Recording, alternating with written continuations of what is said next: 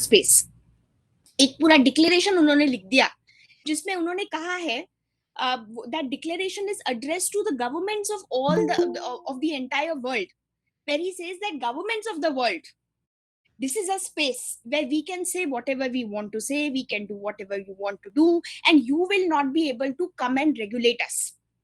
Your authority will not be able to curb our behavior. We have found, this was a libertarian's view. It was a libertarian utopia उसको कहते हैं कि जहाँ पे utmost liberty है, आपको कोई रोक टोक कर ही नहीं सकता, क्योंकि जब साइबर स्पेस पहली पहली बार जब आई तो लोगों को समझ में नहीं आया कि इस स्पेस में कैसे रेगुलेट करना पॉसिबल है, क्योंकि मैं इंटरनेट पे जा रही हूँ, मैं कौन से देश से हूँ, मैं अपना नाम अलग यूज करती हूँ, अपना फोटो अलग यूज करती हूँ, मैं कुछ भी लिख के आ जाती हूँ, किसी को कैसे पता चलेगा? So that is why it was held as the place which promised ultimate liberty. Therefore, libertarians also hailed it as a place where there was absolute freedom of speech and expression, where there could be exchange of ideas without any fear, without any apprehension, without any regard for what is allowed and what is not allowed.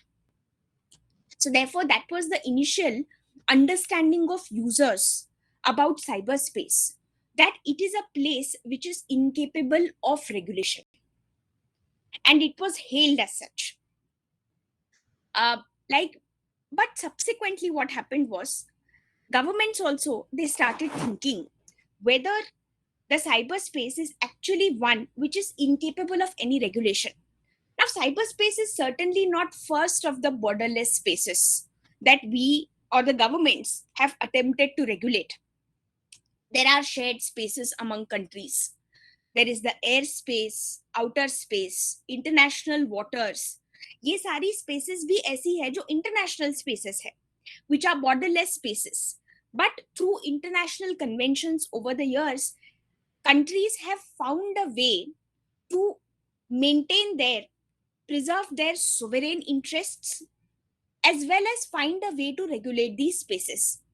तो क्या cyber space के साथ ऐसा regulation किया जाना चाहिए, और अगर हाँ तो क्या तरीका है, क्या तरीका है कि हम एक बॉर्डरलेस स्पेस को रेगुलेट कर सकते हैं? तो सबसे पहला जो थॉट है हम वहां से पिक करेंगे। सबसे पहला जो थॉट था वो ये था कि गवर्नमेंट का मिनिमल रोल होना चाहिए साइबर स्पेस में, क्योंकि तब हमें एक तो साइबर स्पेस के अलग अलग यूजेस का अंदाजा भी नहीं था। पर जैसे जैसे हम साइबर स्पेस यूज करते गए, क्योंकि human behaviour is such that if you give them a free space and allow them to do anything, obviously there will be wrongful and harmful conduct that we will indulge in. Now, if we remember, the same has happened in the physical space as well. हम हमेशा law की पढ़ाई करते वक्त पढ़ना शुरू करते हैं सोशल कॉन्ट्रैक्ट थियोरी से। फिजिकल स्पेस में भी तो पहले यही था, हम स्टेट ऑफ नेचर में रहते थे, हमारी जो मर्जी होती थी हम कर सकते थे, पर हमें ये रियलाइज हुआ that this is not in anybody's interest. Anarchy is in nobody's interest. We will end up harming each other. We will be stopped from making any progress if we don't curb our behavior, if we don't have a set of laws which restrict our behavior. And therefore, the very basis of all civilization, the very basis of laws, is in a shared understanding that we have, that our behavior needs to be regulated. So we happened to come to a similar understanding in cyberspace also, because soon there started to be crimes committed using the cyberspace. Countries started harming each other using the cyberspace. So we understood that there needs to be a recalibration, a re-examination of this view, which says that no, in cyberspace we can do anything. Now, once we come to an understanding, therefore comes the next question. The next question is, we know that each country is a sovereign. Countries, for example, in India, we have internal sovereignty as well as external sovereignty, which means we are we are sovereign, we are supreme in deciding what is to be done in our country, how should our response to external forces be, so on and so forth. So each country has sovereign interest. In fact, in international law also, that is why we say international law, some thinkers say it is not really a law, it is only positive morality. Why? Because you cannot, international force does not law does not have the kind of binding force which domestic law does, because each country is a sovereign. आप किसी भी देश के साथ जोर जबरदस्ती नहीं कर सकते, पर अपनी अंडरस्टैंडिंग से, अपनी कंसेंट से हमने अलग अलग इंटरनेशनल कन्वेंशंस बनाए हैं, and we have made a promise to other countries to abide by certain promises. तो अब ये सवाल आता है कि साइबर स्पेस को अगर रेगुलेट कर हम अगर ये एडमिट करें कि हाँ रेगुलेशन की तो जरूरत है साइबर स्पेस में, हमें एक तरफ में रेगुलेशन की जरूरत है, तो दूसरा सवाल आता है फिर कि रेगुलेशन कैसे किया जाए और किस तरीके से किया जाए. अब जब हम एक कंट्री अपना डोमेस्टिक रेगुलेशन करती है, अगर इंडिया अपने अपने सिटीजन्स के लिए एक लॉ बना रही है, तो इंडिया की एक पॉलिसी है. वो पॉलिसी कौन बनाता है? वो पॉलिसी हमारी डेमोक्रेटिकली इलेक्टेड गवर्नमेंट बनाती है, जिसका मतलब है कि majority of the peoples will gets reflected in the law which happens to be passed. तो अब लेकिन दुनिया में जो अलग अलग देश है, हम जानते हैं कि उसमें एक टाइम पे अलग अलग आइडियोलॉजी की गवर्नमेंट्स होती है.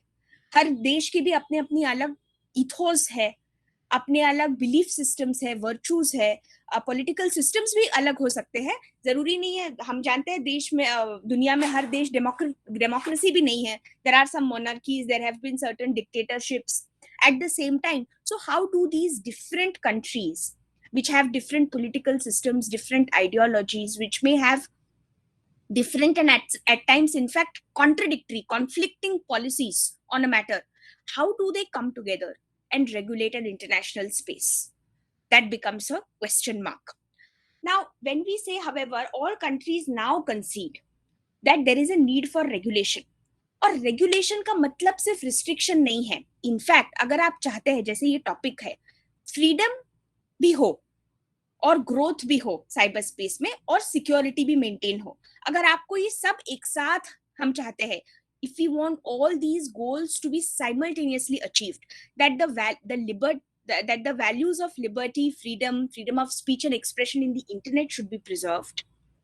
At the same time, security concerns should also be addressed. And at the same time, growth opportunities in the cyberspace should also be encouraged.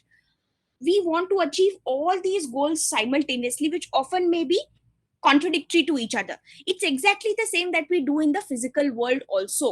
One law is designed by a country in such a way so as to balance these conflicting interests and achieve these apparently conflicting aims simultaneously.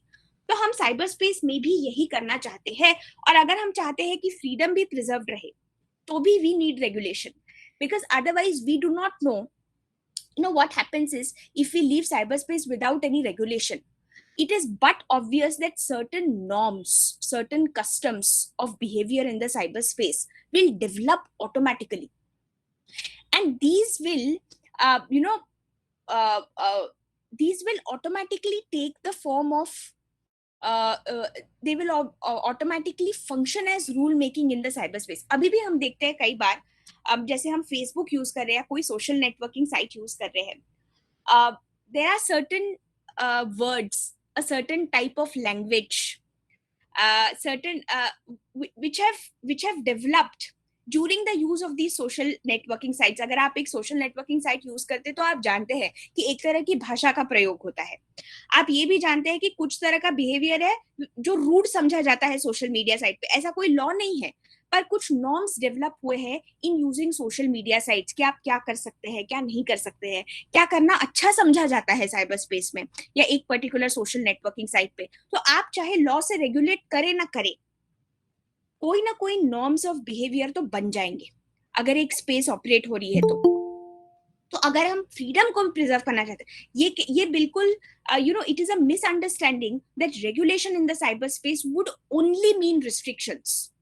In fact, some amount of regulation we know by human experience is necessary to preserve freedom. So to preserve freedom, some amount of regulation is absolutely mandatory. Otherwise, one person's freedom will not let another person's freedom persist. There will be clashes, there will be conflicts, and certain groups or certain persons will tend to attain a position of hegemony, which is ultimately not good for the preservation of the liberal democratic values in the cyberspace also. So therefore we agree that some amount of regulation is absolutely mandatory. Now, if we say some amount of regulation is mandatory, the next question is, should national governments have a role in governance?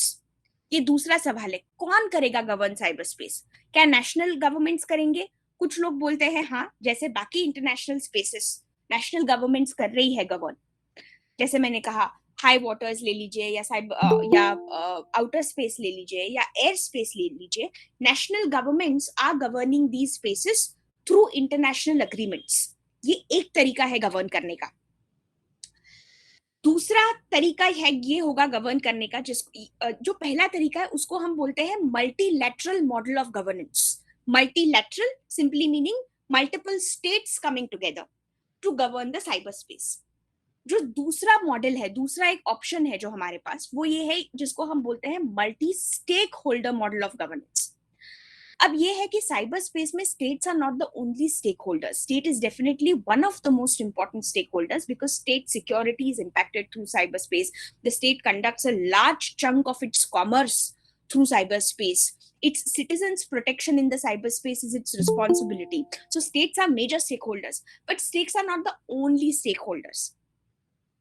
Another important type of stakeholder in cyberspace are private corporations, and particularly technology corporations such as Facebook, such as Google. ये सब क्या है? ये private companies है, ये private organisations है, ये government bodies नहीं है. But we cannot deny today that they are actually playing a huge role in governing the internet. What can happen and what cannot happen. क्यों Google Meet जो हम use कर रहे हैं, it looks, why does it look a certain way? Or why can we perform certain functions while we cannot perform other functions?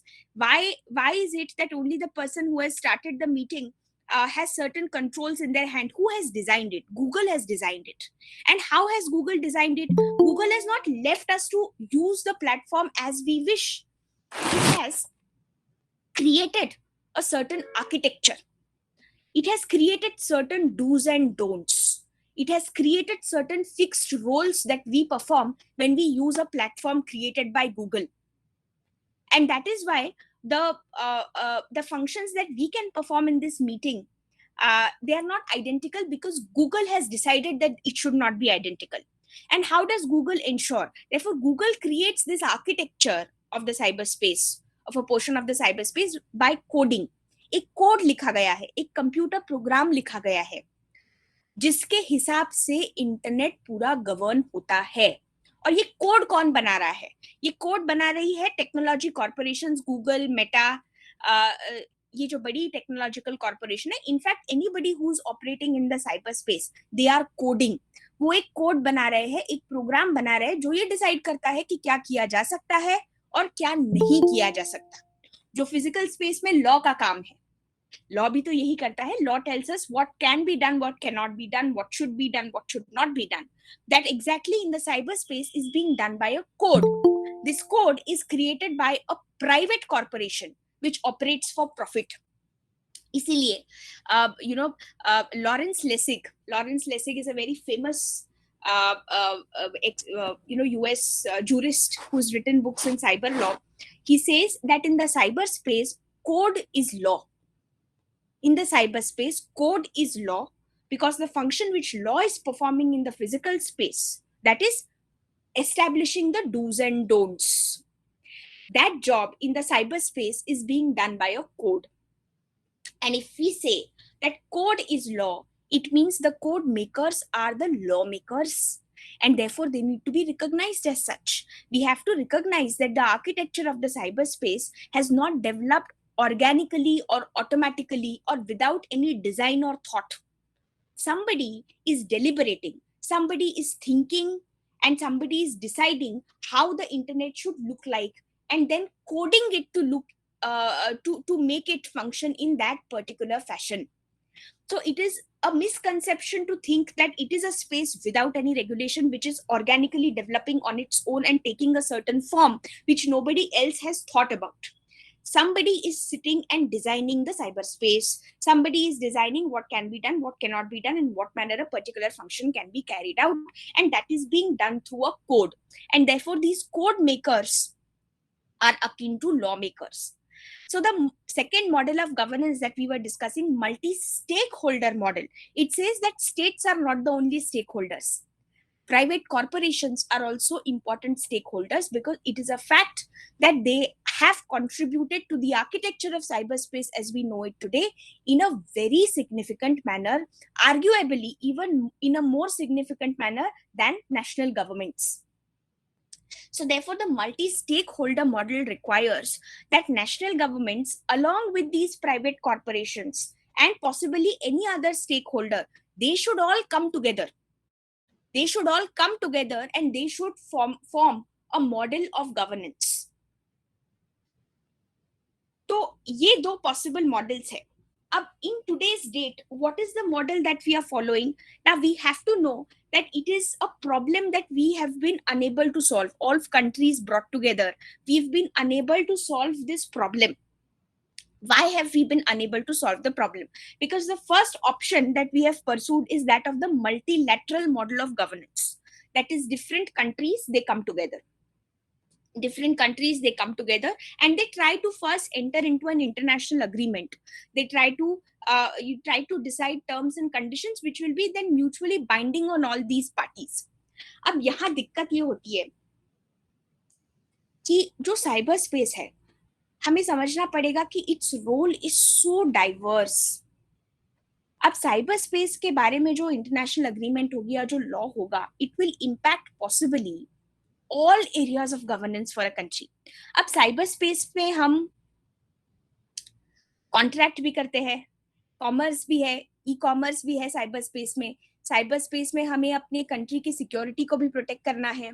Cyber space से ही educational activities होती है, cyber space में ही marketing होती है. So there is such a wide range. Cyber space से इतनी सारी financial activity, even the personal financial activity, like you can buy and sell stocks in cyberspace. So you have to understand the very, very wide range of activity. Virtually all activity that can be done in the physical space, for which we have different laws, to regulate which we have different laws, all those activities can be done in the cyberspace also. तो international convention बनाएंगे तो कैसे बनाएंगे? अभी तक हमने पढ़ा है जो इंटरनेशनल कन्वेंशन है वो पर्टिकुलर सब्जेक्ट पे होते हैं. एनवायरमेंट के सब्जेक्ट पे एक इंटरनेशनल कन्वेंशन है, वाइल्ड लाइफ के सब्जेक्ट पे एक कन्वेंशन है, इंटेलेक्चुअल प्रॉपर्टी राइट्स पे एक कन्वेंशन है. तो उस पर हमारी पॉलिसी होती है, सब कंट्रीज की एक एक पॉलिसी होती है और हम जाके नेगोशिएट करते हैं कि क्या टर्म्स एंड कंडीशंस होनी चाहिए. और अगर वो हमें, if we are agreeable to those terms and conditions, we become member state to that international convention. But you have to understand cyberspace, the international agreement has to be very, very comprehensive, and it will in fact affect all areas of governance for all countries who are parties. But countries, therefore, अभी तक ऐसा बहुत बार हुआ है using the United Nations platform. Multiple times it has happened. 2005, 7, no, recently 2021 में हुआ था, 2015 में भी हुआ था. बहुत बार ऐसा हुआ है, इंटरगवर्नमेंटल मीटिंग्स हुई है, when national governments from various countries have tried to sit across the table and have discussed, deliberated upon the subject of how to regulate the cyberspace. How do we come to an agreement on how cyberspace is to be regulated by different countries? कैसे करेंगे? सब मिलके पूरा cyber space regulate करेंगे, या we should divide cyber space into borders? We should create artificial borders in the cyber space also, like we have created in the landmass. How do we regulate? And even if we decide on this first question of whether we want to break up the internet into, we want to break up the cyberspace into territorial borders or keep it borderless and regulate simultaneously, what should be the values that the cyberspace should reflect? अब यहाँ पे दिक्कत आती है ideological clashes की और policy clashes की. इन सारे मीटिंग्स में अभी तक कोई कंसेंसस ही नहीं हो पाया, इसलिए हमारे पास इतने साल हो गए साइबर स्पेसेस. सब कंट्रीज ने अपने अपने डोमेस्टिक लॉज बना लिए साइबर स्पेस रेगुलेट करने के लिए. इंडिया के पास इतने अच्छे, हमने आईटी एक्ट 2000 में बनाया था, वो that has been amended from time to time. Recently in 2023 we pass the digital personal data protection act. We have amended all our laws to keep them up to date with technological developments of the cyberspace. The new criminal laws that have been developed, they have, one of the important changes that these laws have brought in is to recognize all the electronic modes of committing the same crimes. So all countries have done this. But at the international level, why is it that so many years we don't have a comprehensive international agreement? एक cyber crime के ऊपर Europe ने बनाया है Budapest treaty, Budapest convention on cyber crime, limited है वो भी, India is not a party, बहुत लिमिटेड है. तो क्यों नहीं हुआ है? जैसे मैंने कहा, clash of ideologies, clash of priorities. अब इसमें हमेशा दिक्कत आती है, जो कमेंटेटर्स है वो कहते हैं there are broadly two blocks which have not agreed with each other. On one side is United States and Europe, which want, अगर हम बहुत सरल तरीके से समझने जाए, which want the internet to be more liberal, जहाँ where freedom of internet is given priority, is given more priority. The values of freedom, liberty, freedom of speech are protected as the first priority. This is one group of countries. Another group of countries led by China, Russia, they want a stricter internet where they want relatively more state control on what should be allowed and what should not be allowed on the internet, what content should be allowed to be consumed by the citizens and what content should be prohibited from the internet. There should be stricter checks on violation of laws on the cyberspace.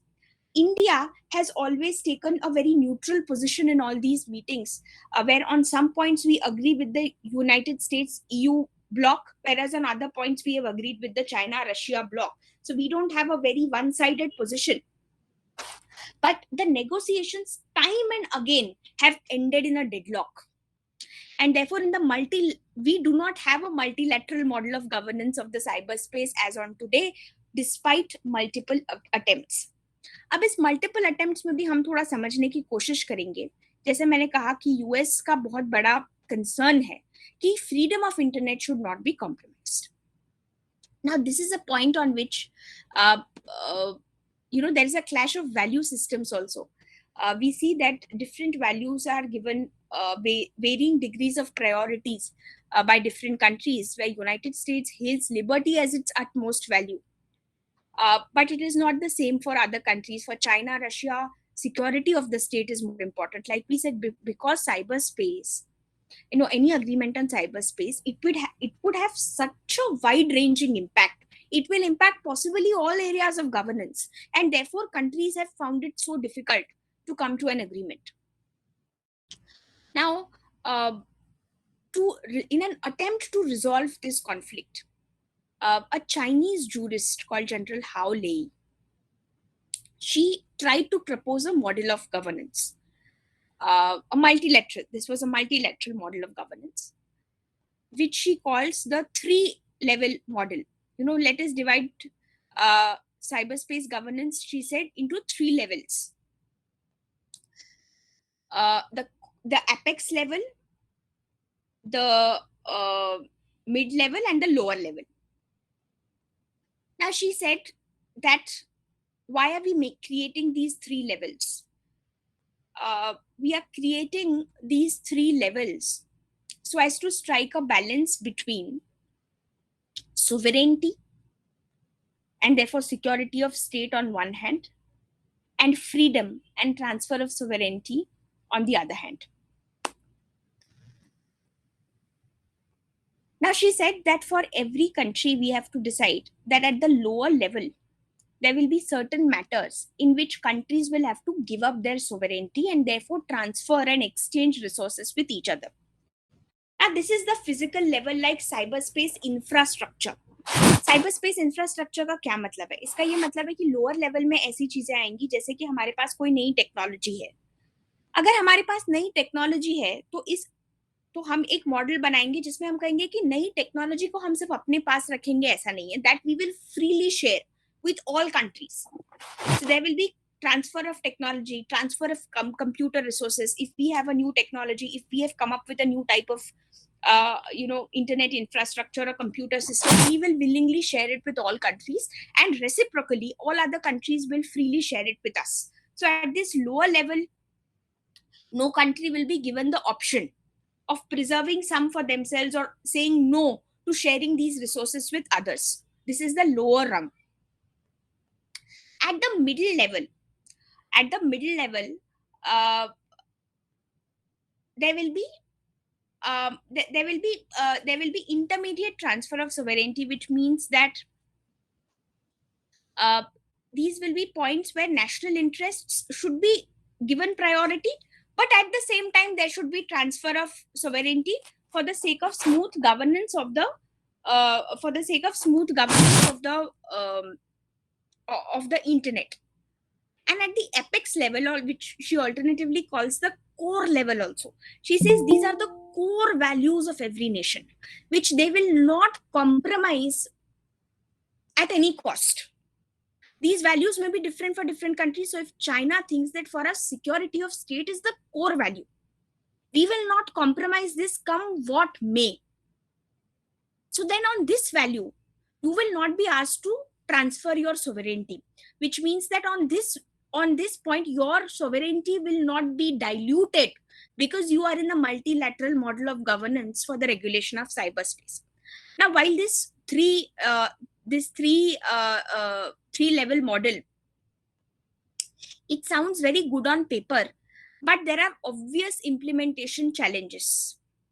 And uh, it is in fact impossible to implement unless you are completely dividing the internet in such a manner, which one author has called balkanization of the internet, which means you are dividing the internet into into different territorial spaces, which also um, dilutes one of the biggest advantages of the cyberspace that we have. That it is an interconnected space is one of its biggest advantages. That is the reason. So we should not be curbed from reaping the benefits of the technological marvels of the cyberspace also by restricting it or creating it into domestic spaces. So this the General Howley's three level model of sovereignty is excellent on paper. However, because it tries to resolve the conflict, but it is not possible to implement, and we find that it has otherwise it would have been taken up and implemented by now. In the 2021 negotiations, also currently also there is an open-ended working group on cyber security and cyberspace regulation that is currently being operated under the aegis of the United Nations. But again, we don't have, at least foreseeably, we do not see a resolution, or we do not see a solution to this problem of multilateral governance of the cyberspace. Now, second, let us come to the multi-stakeholder model. Now, proponents of multi-stakeholder model, they say that, see, you have to admit the fact that private technological corporations, they are here to stay, and they are going to play a very significant role in cyberspace regulation.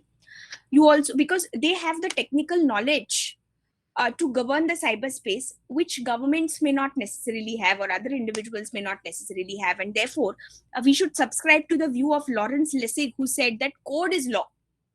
In cyberspace, law is not law, code is law. So what law should do is law should prescribe a certain code, and therefore these code makers should also be part of governance. Okay अब मैं आपको एक simple example बताती हूँ. जैसे copyright violation का example है. हम देखते हैं कि कई बार there are so many PDF files, research papers है, बुक्स है, which are freely available on the internet. We can read them. No, sometimes we see that we can read them, but we are prevented from downloading them. Or sometimes we are able to download them, but if we try to copy paste the content, we are not able to copy paste. What is the reason? The reason is that there is a technological lock placed on that document. There is a lock, which means technology has been used, a code has been used to ensure that we do not copy and paste without authorization of the copyright owner. Now, this is a code. This is a code.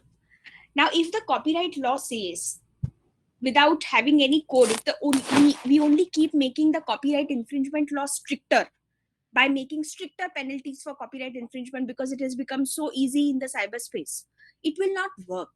So we need to find technological solutions to technological problems. That is what basically Lawrence Lessig wants to say when he says code is law. He says that find technological solutions. and then use law to make those technological solutions mandatory, or regulate those technological solutions and regulate those who are creating these solutions. So that is why we amended the copyright law to say that these technological protection measures, technological locks, should be mandatory. They have to be used. If you circumvent them, that will be a violation of copyright law. So similarly, uh, the multi-stakeholder model recognizes the fact that the code makers have a very important role to play. Code makers have a very important role to play, and therefore they should also be made part of governance of the cyberspace. There is one existing model of one existing multi-stakeholder model which regulates a certain part of cyberspace, which is called the ICANN, which regulates domain names in the internet. So the assignment of domain names, maintenance of register of domain names, ensuring that domain names are not misappropriated, this is all taken care of by an international organization, which is a multi-stakeholder organization called ICANN. It is not just a multilateral organization, but it has its demerits, it has its problems. So multi-stakeholder model is also not foolproof. On one hand, yes, it may allow for a more technologically proficient manner of regulation of cyberspace. But on the other hand, we have again, there are threats to liberty and security. And so, for example, we have all come across these controversies regarding Facebook, for example, where there are allegations that Facebook is moderating its content, or Facebook is moderating its content to push one perspective more than the other. So these kind of allegations have to be tackled, but they cannot be. It's therefore not a foolproof model, obviously, because when we say that it's a multi-stakeholder model, but we have to realize even before we include them in formal governance, we have to understand that these technological corporations, they do moderate content. They do have their own user policy, hate speech policy. They will have policies regarding what words cannot be written, what words can be written, what pictures can and cannot be shared. That is why many times we see that certain pictures on the internet, they are automatically blurred by the platform. That is because they have a policy, which means that they have their own rules in place. So these rules are governing the internet. It's not as if it is a place devoid of any rules at all. So therefore, uh, uh, uh, the second model is a multi-stakeholder model. Apart from ICANN, we don't have any other example of the multi-stakeholder model. So the current scenario, therefore, is that we realize the need for regulation. We have made several attempts to come with international regulation because it's a borderless space, and we have failed in doing so currently.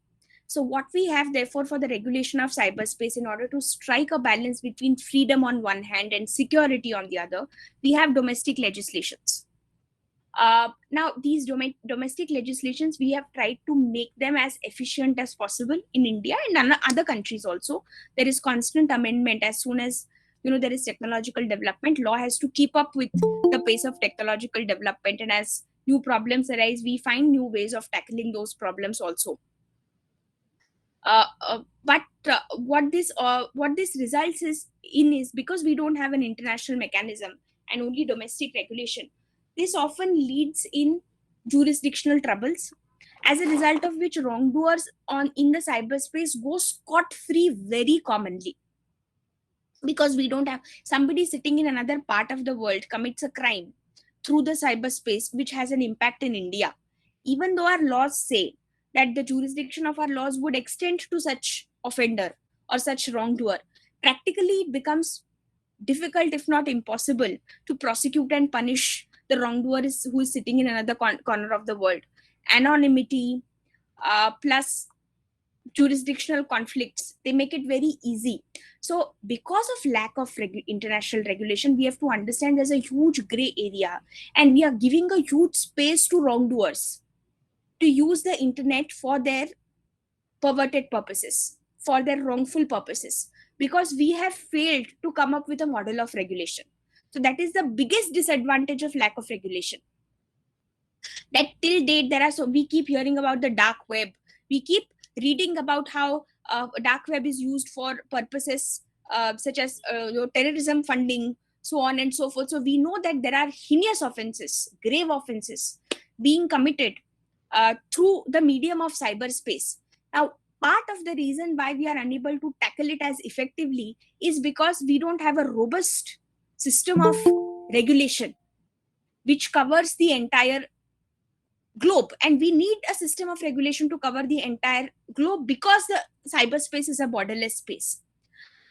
It is indeed a very difficult balance to strike, however, to take care of one's national interests, to take care of one's sovereign interests, but at the same time to give and take protection in a borderless space is indeed very difficult.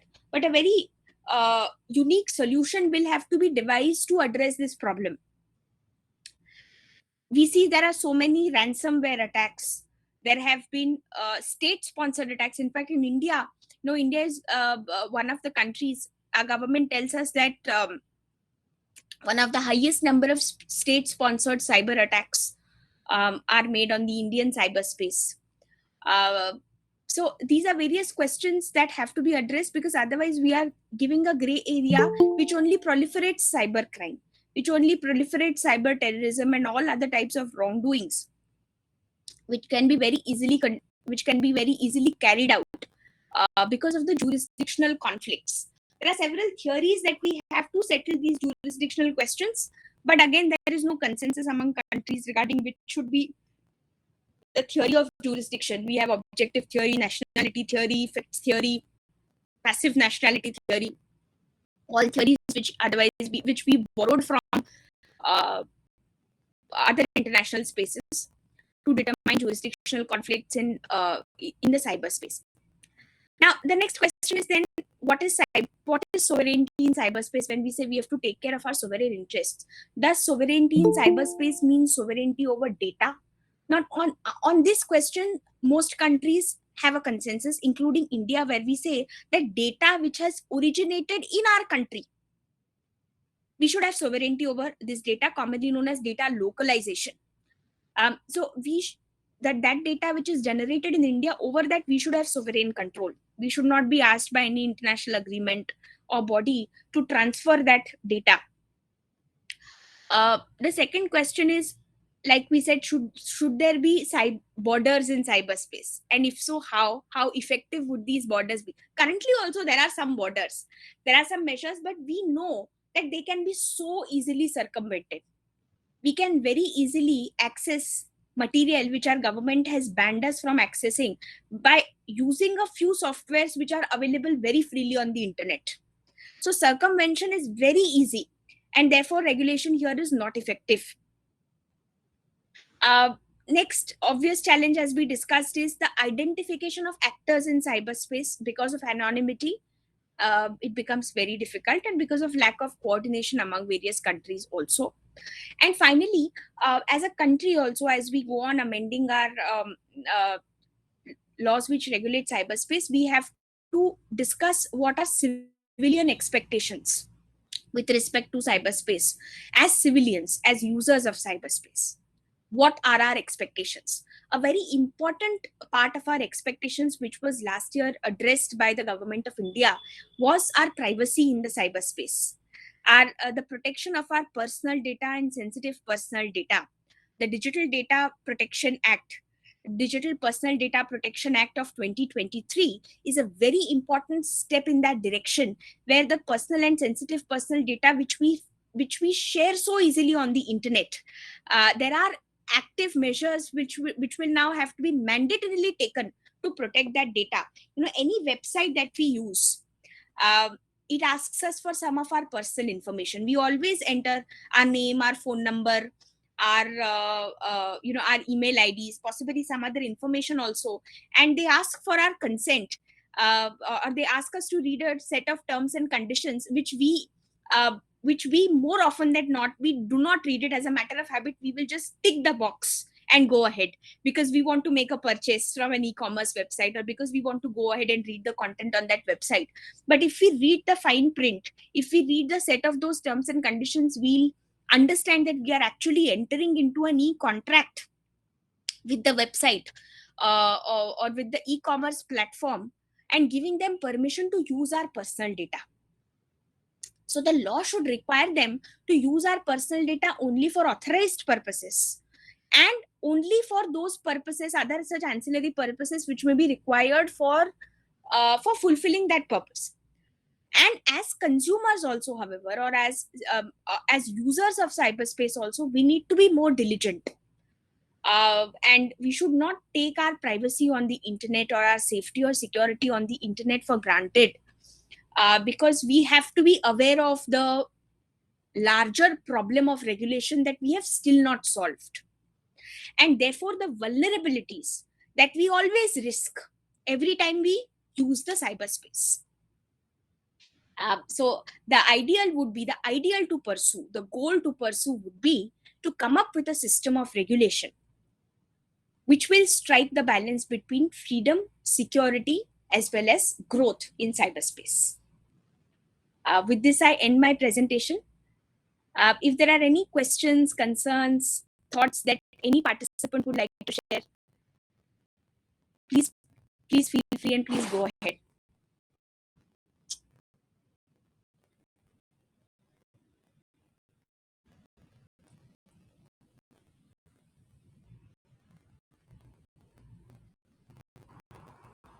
Any questions?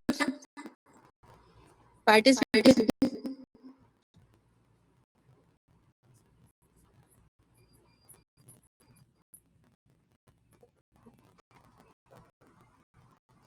इसकी आवाज कम कर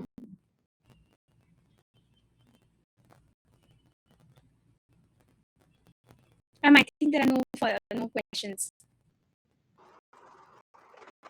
आवाज करो madam कुछ बोल रही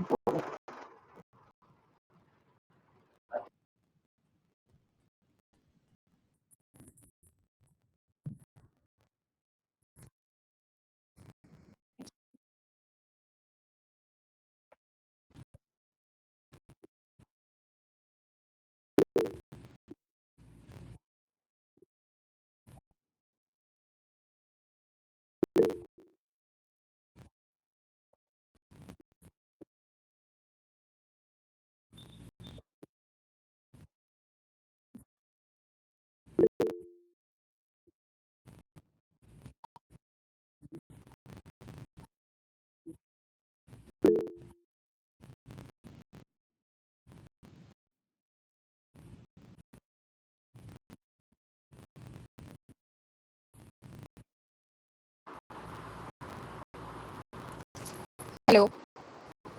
Good afternoon, everyone. Cyber protection law impact and assistance India में webinar में आए हुए सभी वक्ताओं का एवं पार्टिसिपेट का मैं दिल से आभार प्रदर्शन करती हूँ। साथ ही साथ जो जानकारी आपने उपलब्ध करवाई है हमारे मुख्य प्रवक्ता प्रोफेसर डॉक्टर हिमांशु पांडे एवं डॉक्टर दिविता पागे मैम ने जो जानकारी उपलब्ध करवाई है वो निश्चित ही हमारे लिए बहुत उपयोगी होगी साइबर लॉ से बचने के लिए। सबसे बड़ी बात अगर हम बोले हैं कि साइबर फ्रॉड के बचने का सबसे अच्छा तरीका अगर वो है तो वो है सतर्कता। सतर्कता के बाद भी अगर आपके साथ कोई साइबर फ्रॉड हो जाता है, जैसा कि आजकल आइडेंटिटी चोरी, साइबर बुलिंग एंड वित्तीय से फाइनेंस से रिलेटेड जो फ्रॉड हो रहे हैं उससे बचने के लिए एक हेल्पलाइन नंबर है 1930, जहां पर आप इमीडिएटली अपना रिकॉर्ड करवा सकते हैं, वहां पर कॉल कर सकते हैं। और हमारी जो साइबर क्राइम से बचने के लिए जो एक लिंक है cybercrime.government.in पर अगर आप रजिस्टर करते हैं तो 24 आवर्स के भीतर भीतर आपको आपकी खत्म मिल जाती है, रिकवरी हो जाती है। निश्चित ही साइबर क्राइम के से संबंधित ये जानकारी आपके लिए महत्वपूर्ण सिद्ध होगी। साथ ही साथ मैं इससे पहले अपना आभार प्रदर्शन करती हूँ अपने प्रायोजक उच्च शिक्षा भोपाल को, जिनके मार्गदर्शन में हम ये वेबिनार करवा सके हैं। दूसरा सबसे सेकंड मेरा जाएगा हमारी अतिरिक्त संचालक महोदया मैडम सुधा सुरेश सिलावट को, जिन्होंने हमें इसका मार्गदर्शन दिया और इसमें कुछ टेक्निकल एरर की वजह से मैम हम लोग को ज्वाइन नहीं कर पाई है। मैडम का मैं आभार प्रदर्शन करती हूँ। साथ ही साथ मैं आभार प्रदर्शन करती हूँ अपने दोनों मुख्य वक्ताओं का, प्रोफेसर हिमांशु पांडे सर एवं डॉक्टर दिविता पागे मैम, जिनकी महत्वपूर्ण जानकारी हम लोगों के लिए बहुत ही सुनिश्चित करेगी कि हम किस तरह से साइबर लॉ और साइबर सिक्योरिटी से अवेयर होकर अपने आप को सेव कर सके। मैं साथ ही साथ आभार प्रदर्शन करती हूँ अपने प्रिंसिपल सर का, जिनके मार्गदर्शन और सुविधाओं की वजह से हम ये वेबिनार व्यवस्थित तरीके से और संपूर्ण रूप से सुचारू संपन्न कर पाए हैं। साथ ही साथ मैं आभार प्रदर्शन करती हूँ अपने कॉलेज के सभी कुलीग का, जिन्होंने यहाँ पर हम लोगों का सहयोग किया, समर्थन किया। साथ ही साथ टेक्निकल टीम का भी मैं आभार प्रदर्शन करती हूँ, जिनकी टेक्निकल टीम में हम आभार प्रदर्शन के साथ साथ मैं राजू सिंह गवाना को स्पेशल थैंक्स देती हूँ, सौरभ शर्मा को स्पेशल थैंक्स देती हूँ, जिनकी वजह से हमारा सुचारू रूप से वेबिनार कंडक्ट हो पाया। इसके साथ ही साथ मैं अपनी समिति के सभी मेंबर जो मेरे साथ हमेशा रहे हैं, उनका आभार प्रदर्शन करती हूँ। डॉक्टर पूर्णिमा बिसे, विनी जैन मैम, विक्रम शेखावत सर, इनका स्पेशल आभार प्रदर्शन करती हूँ। साथ ही साथ सभी पार्टिसिपेंट का आभार प्रदर्शन करती हूँ, जिसने अपने महत्वपूर्ण समय में हमको समय देकर यहाँ पर हम निरंतर उपस्थित रहकर हमें गौरवान्वित किया। साथ ही साथ मैं आभार प्रदर्शन करती हूँ अपनी एडवाइजरी कमेटी का सदस्य, जिनमें Nisha Kewalia ma'am, Jayashree ma'am, Bharti Joshi ma'am, Pawan Bhadauria sir, इन सभी का मैं आभार प्रदर्शन करती हूँ। And last but not least, मैं गवर्नमेंट न्यू लॉ कॉलेज के सभी स्टाफ मेंबर्स, सभी शैक्षणिक स्टाफ का भी दिल से आभार प्रदर्शन करती हूँ। धन्यवाद। धन्यवाद मैम, धन्यवाद सब पार्टिसिपेंट्स।